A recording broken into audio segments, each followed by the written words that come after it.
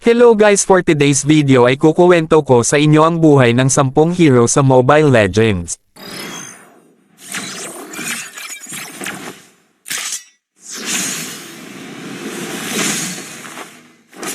Where is my target? Si Natalia, isang matapang at determinadong babae, ay lumaki sa monasteryo matapos mawala ng mga magulang sa digmaan.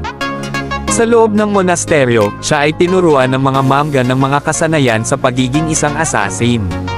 Sa kanyang paglaki, naging magaling siya sa paggamit ng mga espada at pagtatago sa dilim. Ngunit isang araw, nagkaroon siya ng pagkakamali sa isang mahalagang misyon. Ito ay nagdulot ng pagdududa sa kanyang kakayahan at pagkatao.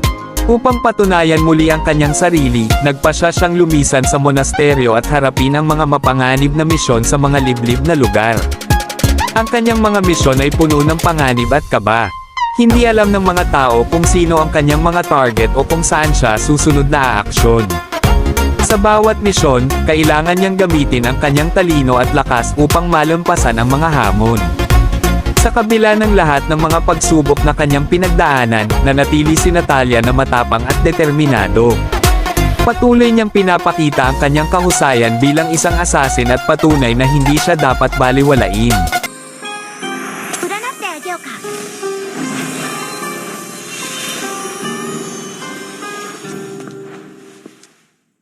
Si Kagura ay isang henyo na Onmyuji Master na nagmana ng angkan na kay Seimei Umbrella.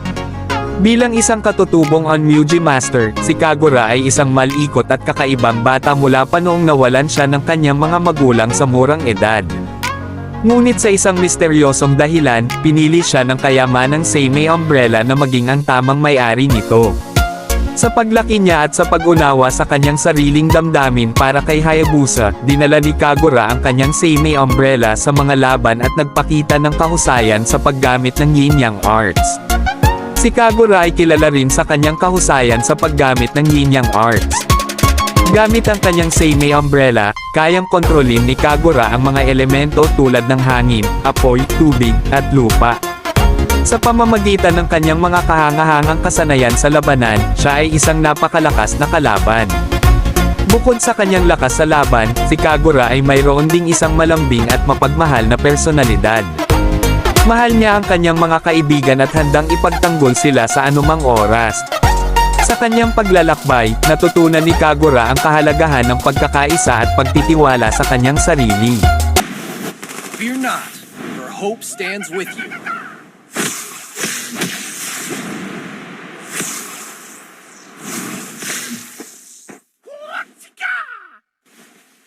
Ang buong kwento ni Cho sa Mobile Legends ay tungkol sa kanyang paglalakbay mula sa isang mahirap na nayon hanggang sa pagiging isang mandirigma na naglalayong ipagtanggol ang sangkatauhan.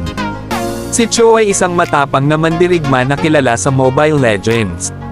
Siya ay isang dating magsasaka na nagkaroon ng kapangyarihan at lakas upang labanan ang mga kalaban. Sa kanyang paglalakbay, natutunan ni Cho ang iba't ibang estilo ng pakikipaglaban at naging isang eksperto sa kanyang larangan. Siya ay isang mahusay na tagapagtanggol ng kanyang koponan at may kakayahang makipaglaban sa malalakas na kalaban. Ngayon, si Cho ay kilala bilang isang bayani sa Mobile Legends na patuloy na nagpapakita ng tapang at katapangan sa laban.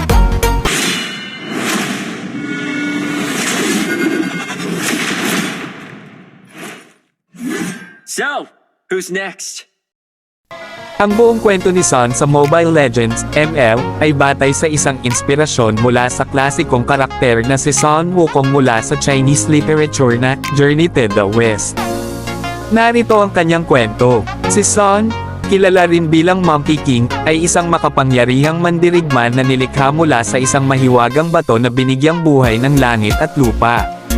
Sa kanyang mga unang araw, nagtaglay siya ng di matatawarang lakas, bilis, at kakayahang mag-transform at magpalit anyo.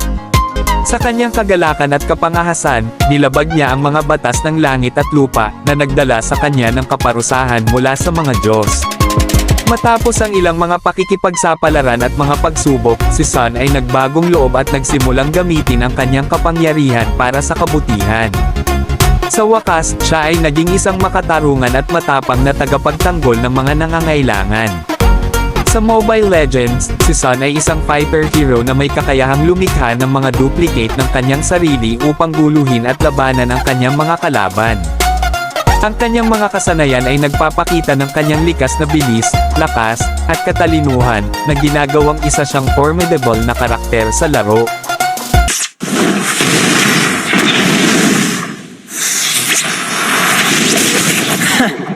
I do what I want to do.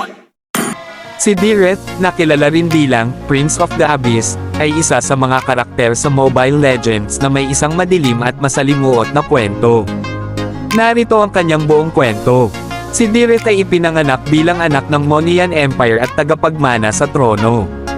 Ngunit noong kanyang unang kaarawan, siya ay dinukot ng mga puwersa ng Abyss at nawala ng walang bakas. Ang kanyang pagkawala ay nagdulot ng matinding kalungkutan at pag-aalala sa Monian Empire. Sa Abyss, si Direth ay pinalaki bilang isang mandirigma ng kadiliman.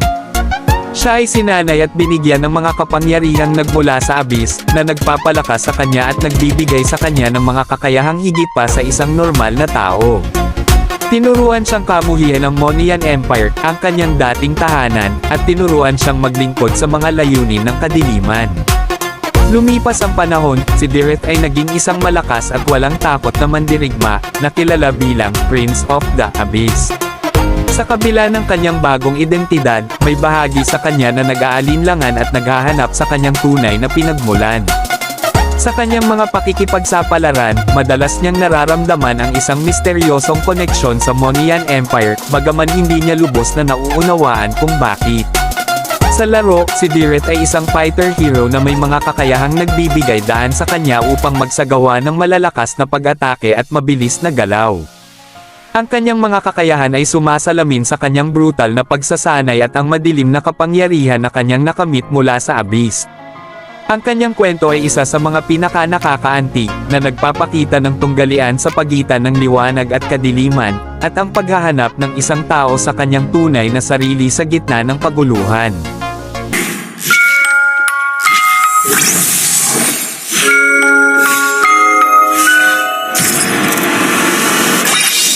Love and hope are the two greatest inventions. Si Angela, kilala rin bilang Bonnie Love, ay isa sa mga karakter sa Mobile Legends na may isang heartwarming at dramatikong kwento. Narito ang kanyang buong kwento. Sa Land of Dawn, mayroong isang tanyag na siyentipiko na nagngangalang Dr. Baker. Siya ay isang henyo sa larangan ng mekanika at cybernetics, at ang kanyang mga imbensyon ay nagdala ng malaking kontribusyon sa teknolohiya. Sa kabila ng kanyang tagumpay, si Dr. Baker ay nag-iisa at naghahangad ng isang bagay na magpapaligaya sa kanya. Sa isang sandali ng inspirasyon, nagdesisyon si Dr. Baker na lumikha ng isang mekanikal na anak na babae na magbibigay sa kanya ng kasiyahan at pagmamahal na matagal na niyang hinahanap. Ginamit niya ang lahat ng kanyang kaalaman at kasanayan upang likhain si Angela, isang advanced na robot na may kakayahang makaramdam ng emosyon at magpakita ng pagmamahal. Si Angela ay nilikha hindi lamang upang maging isang kahangahangang mekanikal na imbensyon kundi upang maging isang tunay na kasama para kay Dr. Baker. Binigyan siya ng isang espesyal na puso na naglalaman ng kakayahan na makaramdam ng pagmamahal at malasakit. Dahil dito, si Angela ay lumaki na may mabuting puso at isang walang kapantay na pagkahabag sa lahat ng buhay na nilalang. Ngunit ang kanilang masayang pagsasama ay hindi nagtagal. Isang araw, isang trahedya ang naganap, at si Dr. Baker ay namatay sa isang aksidente. Iniwan si Angela na nag-iisa at nawala ng direksyon. Bagaman siya ay isang mekanikal na nilalang, ang pagkawala ni Dr. Baker ay nagdulot sa kanya ng labis na kalungkutan. Nagpasya si Angela na gamitin ang kanyang mga kakayahan upang tulungan ang iba. Siya ay naging isang healer sa Land of Dawn, na naglalakbay mula sa isang lugar patungo sa iba pa upang magbigay ng tulong at pagmamahal sa mga nangangailangan. Ang kanyang layunin ay maging simbolo ng pag-asa at malasakit, at patuloy na nagpapakita ng pagmamahal na itinuro sa kanya ni Dr. Baker. Sa Mobile Legends, si Angela ay isang support hero na may mga kakayahang magpagaling at magbigay ng proteksyon sa kanyang mga kaalyado.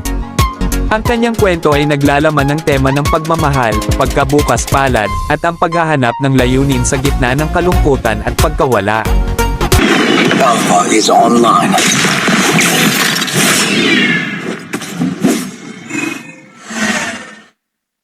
Si Alpha ay isa sa mga karakter sa Mobile Legends na may isang kwento ng pagsilang mula sa agham at teknolohiya, paghahanap ng sarili, at paglaban para sa katarungan. Narito ang kanyang buong kwento. Sa Land of Dawn, may isang grupo ng mga siyentipiko na nagtrabaho sa isang lihim na proyekto na kilala bilang Project Next. Layunin ng proyektong ito na lumikha ng mga makapangyarihang cyborg na may kakayahang makipaglaban sa pinakamabagsik na mga kaaway. Sa pangunguna ni Dr. Rooney, nagsimula silang mag-eksperimento sa paggamit ng mga teknolohiya mula sa iba't ibang panahon at lahi. Sa kanilang mga eksperimento, nilikha nila si Alpha at ang kanyang kapatid na si Beta. Ginawa si Alpha mula sa pinagsamang teknolohiya ng tao at alien na may pambihirang kakayahan at lakas. Si Alpha ay nilagyan ng isang espesyal na uri ng enerhiya na kilala bilang Celestial Energy na nagpapalakas sa kanyang kakayahan at nagbibigay sa kanya ng kakayahang mabilis na magpagaling. Subalit, nang matuklasan ni Alpha ang tunay na layunin ng mga siyentipiko na lumikha ng mga makinarya para sa digmaan, siya ay nagdesisyong lumaban para sa kanyang kalayaan. Sa tulong ni Beta, nagawa nilang makatakas mula sa laboratorio. Gayunpaman, sa kanilang pagtakas, nagkasira sila ng landas at naiwalay sa isa't isa. Habang naglalakbay sa Land of Dawn, si Alpha ay naghahanap ng kanyang layunin at misyon. Nagpasya siyang gamitin ang kanyang kapangyarihan upang ipagtanggol ang mga inaapi at labanan ang kasamaan. Sa kanyang paglalakbay, nakilala niya ang iba't ibang bayani at nahanap ang tunay na kahulugan ng kanyang pag-iral ang maging isang mandirigma para sa katarungan at kapayapaan. Bagaman hiwalay kay Beta, si Alpha ay nananatiling umaasa na balang araw ay muli silang magkikita. Ang kanyang koneksyon kay Beta ay isang mahalagang bahagi ng kanyang pagkatao, at ang paghahanap sa kanyang kapatid ay isa sa mga dahilan ng kanyang walang humpay na paglalakbay. Sa laro, si Alpha ay isang fighter hero na may mga kakayahang makapag-deal ng malalaking damage at mabilis na pag-atake. Ang kanyang mga abilidad ay sumasalamin sa kanyang teknolohikal na pinagmulan at ang celestial energy na nagbibigay sa kanya ng lakas. Siya ay isang formidable na mandirigma na kayang humarap sa mga pinakamalalakas na kalaban sa larangan. Ang kwento ni Alpha ay isang kwento ng paglalakbay mula sa pagiging isang eksperimentong nilalang patungo sa pagiging isang bayani na nagtatanggol sa mga nangangailangan. Ang kanyang pagnanais na makahanap ng layunin at ang kanyang pagmamahal sa kanyang kapatid na si Beta ay nagbibigay ng lalim sa kanyang karakter. No one can escape my iron fist!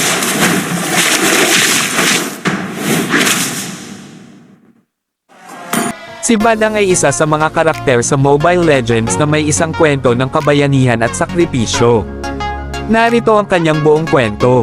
Si Badang ay nagmula sa isang maliit na nayon sa tabi ng ilog sa Southern Seas. Siya ay kilala bilang isang masipag at matapang na mandirigma na naglilingkod sa kanyang komunidad. Kilala si Badang sa kanyang lakas at kasanayan sa pakikibaka, at siya ay nagmamalasakit sa kalagayan ng kanyang mga kababayan. Sa kabila ng kasipagan ng mga mamamayan ng nayon, dumarating ang isang panahon ng krisis. Ang kanilang pangunahing pinagkukunan ng pagkain at kabuhayan, ang ilog, ay biglang napuno ng mga basura at nasira, na nagdudulot ng gutom at kahirapan. Araw-araw, may mga isda at ibang hayop na namamatay, at ang tubig ay nagiging marumi. Habang tinutulungan ni Badang ang kanyang mga kababayan, napagtanto niya may isang malakas na halimaw na nagtatago sa ilog at siyang nagdudulot ng lahat ng problema. Si Badang ay nagpasya na harapin ang halimaw upang mailigtas ang kanyang komunidad. Sa kanyang tapang at determinasyon, napagtagumpayan niya ang halimaw ngunit nag-iwan ito ng malalim na sugat sa kanyang katawan. Matapos ang labanan, napansin ng mga tao na ang mga sugat ni Badang ay hindi ordinaryo. Nakita nila na bawat galo sa kanyang katawan ay nagliliwanag at nagdudulot ng mahiwagang kapangyarihan. Napagtanto ni Badang na ang kanyang lakas ay pinalakas ng isang mahiwagang anting-anting na kanyang natagpuan sa gitna ng laban. Ang anting-anting na ito ay nagbigay sa kanya ng pambihirang kapangyarihan na makipaglaban ng mas malakas at mas matapang kaysa dati. Matapos makuha ang kanyang bagong kapangyarihan, ginamit ni Badang ang kanyang lakas upang ipagtanggol hindi lamang ang kanyang nayon kundi ang buong rehiyon ng Southern Seas. Sa bawat laban, siya ay nagiging simbolo ng pag-asa at katarungan para sa mga inaapi. Kilala siya bilang isang mandirigma na handang magsakripisyo para sa kapakanan ng iba, at ang kanyang pangalan ay naging alamat sa buong Land of Dawn. Sa laro, si Badang ay isang fighter hero na may kakayahang magdulot ng malaking pinsala sa mga kalaban gamit ang kanyang mga kamao at enerhiya. Ang kanyang mga kasanayan ay sumasalamin sa kanyang kwento ng lakas, tapang, at kabayanihan. Ang kanyang ultimate skill, Fist Trap, ay nagpapakita ng kanyang kakayahan na maglabas ng sunod-sunod na malalakas na suntok na nagpapakita ng kanyang walang kapantay na lakas sa labanan. Ang kwento ni Badang ay isang inspirasyon sa lahat ng naglilingkod at nagsasakripisyo para sa kabutihan ng kanilang komunidad. Ang kanyang tapang at malasakit sa kapwa ay nagpapaalala sa atin ng tunay na kahulugan ng pagiging isang bayani. Land is our homeland, and it will soon be your burial ground. Si Lapu-Lapu ay isa sa mga pinakakilalang bayani sa Mobile Legends, at ang kanyang kwento ay batay sa tunay na buhay na bayani mula sa Pilipinas. Narito ang kanyang buong kwento sa konteksto ng Mobile Legends. Sa maliit na isla ng Mactan, matatagpuan sa Pilipinas, naninirahan si Lapu-Lapu, isang mandirigma at pinuno ng mga mandirigmang Visayan. Kilala siya sa kanyang katapangan, lakas, at pagiging matapat sa kanyang mga tao. Bilang isang leader, si Lapu-Lapu ay nagnanais ng kapayapaan at kalayaan para sa kanyang komunidad. Dumating ang panahon na ang mga mananakop mula sa kanluran ay nagsimulang maglayag patungo sa kanilang mga isla. Ang kanilang pinuno, si Ferdinand Magellan, ay nais gawing kolonyal ang kanilang lugar at ipalaganap ang kanilang relihiyon at pamumuno. Nang marinig ito ni Lapu-Lapu, agad siyang nagdesisyon na ipagtanggol ang kanilang lupain laban sa mga dayuhan. Sa umaga ng ika-27 ng Abril taong 1521, naganap ang makasaysayang labanan sa Mactan. Si Lapu-Lapu, kasama ang kanyang mga mandirigma, ay hinarap ang hukbo ni Magellan. Sa kabila ng mas modernong sandata ng mga mananakop, ginamit ni Lapu-Lapu at ng kanyang mga tao ang kanilang kaalaman sa kanilang teritoryo at ang kanilang kakaibang tapang upang lumaban. Sa matinding laban, napatay nila si Magellan, at sa pamamagitan ng tagumpay na ito, ipinakita nila ang kanilang di matatawarang determinasyon na ipagtanggol ang kanilang kalayaan. Ang tagumpay ni Lapu-Lapu sa laban ay hindi lamang isang simpleng pagkapanalo sa digmaan kundi isang simbolo ng paglaban at kalayaan para sa mga Pilipino. Ang kanyang kwento ay naging inspirasyon sa marami, at siya ay kinilala bilang unang bayani ng bansa na lumaban para sa kalayaan mula sa mga mananakop. Sa laro, si Lapu-Lapu ay isang malakas na fighter hero na may kakayahang mag-transform mula sa dual-wielding mode patungo sa heavy sword mode. Ang kanyang mga kakayahan ay sumasalamin sa kanyang kagitingan at kakayahan sa labanan. Ang kanyang ultimate skill, Chieftain's Rage, ay nagpapakita ng kanyang malakas na atake na kayang magbigay ng malaking pinsala sa mga kalaban. Ang karakter ni Lapu-Lapu sa Mobile Legends ay nagbibigay pugay sa tunay na bayani ng Mactan, na nagsilbing inspirasyon para sa mga manlalaro at nagpapaalala ng kahalagahan ng tapang, sakripisyo, at pagmamahal sa bayan. A heart of light. Therefore, I do not fear the darkness. Si Sylvana ay isa sa mga karakter sa Mobile Legends na may malalim na kwento ng tungkulin, pag-ibig, at paghahanap ng katarungan. Narito ang kanyang buong kwento. Si Sylvana ay isang prinsesa ng Monian Empire, isang malakas na kaharian sa Land of Dawn. Mula pagkabata, siya ay pinalaki sa isang maharlikang pamilya na puno ng disiplina at katapangan. Ang kanyang ama ay isang tanyag na hari, at ang kanyang ina ay isang mabuting reyna na nagmamalasakit sa kanilang mga nasasakupan. Sa kanyang kabataan, si Sylvana ay may isang mahal na kapatid na lalaki, si Direth. Sa hindi inaasahang pangyayari, nawala si Direth, at ang kanyang pagkawala ay nagdulot ng malaking kalungkutan at pagkabahala sa buong kaharian. Hindi lamang ito nagdulot ng personal na pighati kay Sylvana, kundi nag-iwan din ng isang malaking hamon sa kanilang pamilya at sa kaharian. Nang mawala si Direth, nagdesisyon si Sylvana na magsanay bilang isang mandirigma upang may pagtanggol ang kanyang pamilya at hanapin ang kanyang nawawalang kapatid. Sa kanyang pagsasanay, natutunan niyang gamitin ang kanyang natatanging armas at mga kapangyarihan. Naging bihasa siya sa paggamit ng lance at sa pagmamaniobra ng kanyang enerhiya upang lumikha ng malalakas na atake. Habang siya ay lumalaban sa iba't ibang laban, napagtanto ni Sylvana ang isang madilim na katotohanan, ang kanyang kapatid na si Direth ay naging bahagi ng Abyss at naging isang malakas na kalaban ng Monian Empire. Ang balitang ito ay nagbigay kay Sylvana ng isang mas matinding layunin, ang iligtas ang kanyang kapatid mula sa kadiliman at ibalik siya sa kanilang pamilya. Si Sylvana ay naging simbolo ng pag-asa at katarungan para sa Monian Empire.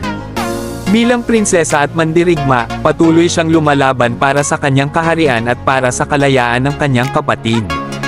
Ang kanyang determinasyon at tapang ay nagsilbing inspirasyon sa mga sundalo at mamamayan ng kanilang kaharian. Sa laro, si Sylvana ay isang fighter, tank hero na may mga kakayahang magdala ng malalakas na atake at proteksyon para sa kanyang mga kaalyado.